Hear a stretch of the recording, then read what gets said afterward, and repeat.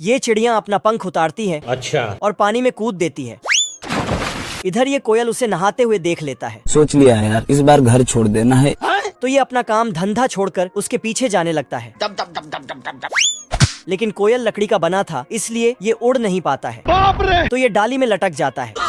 फिर चिड़िया को ढूंढते हुए शहर चला जाता है। रोम रोम भाइयों। पर दूसरे पक्षी इसका मजाक उड़ाता है देख रहा है विनोद, इस साइड से आलू घुसेगा और इसका पंख में किल ठोक देता है। Oh shit. बाप रे। तभी वो चिड़िया इसके सामने से मटकती हुई जाती है। क्या माल है यार। तो इसका दिल साला चिड़िया के पीछे पीछे जाने लगता है।